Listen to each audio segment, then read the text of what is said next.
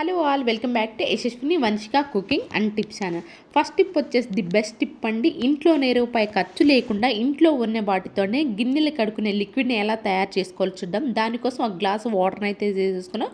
Tooth paste అయితే వేసేసి వాటర్లో బాగా కలిపేసుకోవాలని, తర్వాత సాల్టు, అలాగే చింతపండు కొంచెం నిమ్మకాయ సైజ్ అంతా తీసేసుకున్నాను. పావు గ్లాసు వాటర్ తీసుకొని ఆ గ్లాస్ వాటర్లో చింతపండు మనం ముందుగానే పెట్టుకున్నాం కదండి, సాల్ట్ వేసి మరిగించేసేసాను.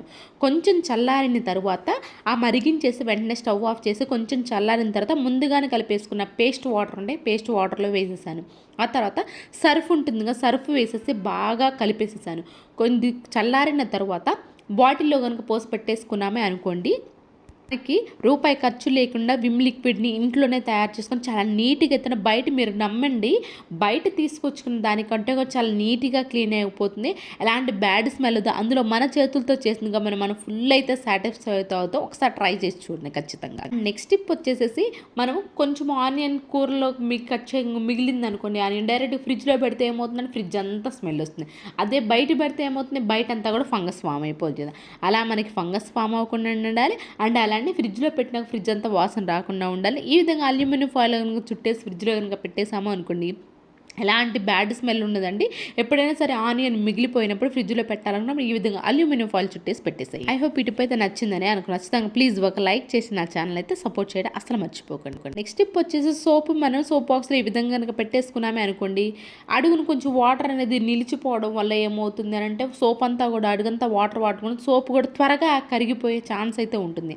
అలా మనకి జరగకుండా ఉండాలి అంటే బాటిల్ క్యాప్స్ ఉంటాయి కదండి, బాటిల్ క్యాప్స్ని అయితే తీసేసుకొని ఈ విధంగా సోప్ ఏదైతే ఉందో సోప్ కింద అంటించేసి కనుక పెట్టేసామనుకోండి, అడుగును వాటర్ టచ్ అవ్వవు కాబట్టి మనకి బాటిల్ క్యాప్స్ కొంచెం ఎత్తుగా పట్టు ఉంటాయి కాబట్టి సోపు వాటర్ టచ్ అయ్యే ఛాన్స్ ఉండదు.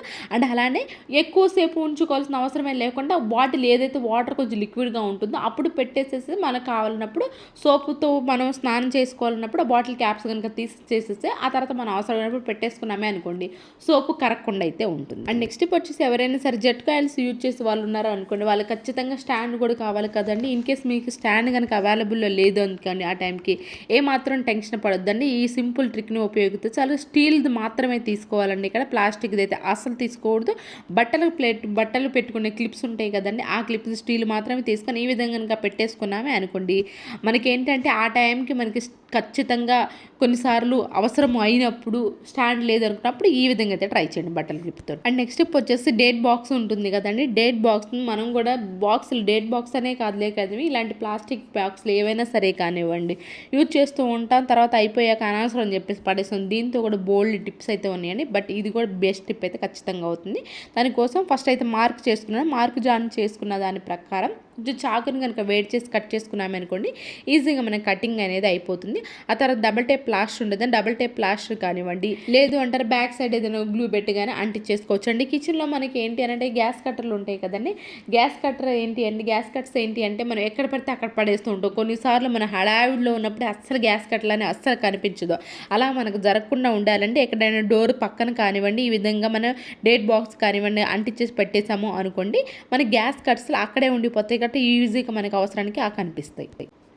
అండ్ నెక్స్ట్ టిప్ వచ్చేసి సాక్స్ అయితే వేసేసానండి చీపురికి. ఎందుకంటే మనకి సోఫా కింద ఎంత రెగ్యులర్గా మనం క్లీన్ చేసినా మాప్ పెడుతున్నా కానీ మురికనే ఎక్కడో కొంచెం అయితే మిగిలిపోతూ ఉంటుంది కదా, అలా మనకి మంత్లీ వన్స్ అయినా సరే ఈ విధంగా సాక్స్ వేసేసి కనుక క్లీన్ చేసామనుకోండి, చీపురికి ఖచ్చితంగా సాక్స్ వేసి ఆ తర్వాత యూజ్ అంత రబ్బర్ బ్యాండ్ హెయిర్ బ్యాండ్ ఏదైనా కనుక పెట్టేసేసి ఈ విధంగా బూజు దులపాలి అనుకున్నప్పుడు కూడా కొంచెం మనకి బూజు కర్ర లేకపోయినా కానివ్వండి సాక్స్ కనుక వేసేసేసి చీపురుని సాక్స్ వేసేసి రబ్బర్ బ్యాండ్ పెట్టేసేసి కనుక తుడిపేసాము అనుకోండి, మనకి గీతలో పడవ, ముఖ్యంగా పెయింట్ పోతుందని భయం వేస్తూ ఉంటుంది. అలాంటప్పుడు గీతలో పడవ, అలాగే పైన ఏదైనా బూజున్నా కానివ్వండి, ఏసీ పైన కానీ సోఫా కానీ చాలా నీట్గా అయితే క్లీన్ అయిపోతుంది. అండ్ నెక్స్ట్ వచ్చేసి దేవుడి పటాలు ఉంటాయి కదా, దేవుడి పటాలు కొన్నిసార్లు ఏంటంటే బ్యాక్ సైడ్ మనం పూలు పెట్టుకోవడానికి కూడా బ్యాక్ సైడ్ ఎలాంటి సపోర్ట్ ఉండదు కదండి, అలాంటప్పుడు పువ్వు పెట్టినా కానీ కింద పడిపోతూ ఉంటుంది. అలా మనకి జరగకుండా ఉండాలి అంటే back side double tape plaster కనుక పెట్టేసి ఉంచేసామనుకోండి, పువ్వు పెట్టుకోవడానికి ఈజీగా ఉంటుంది.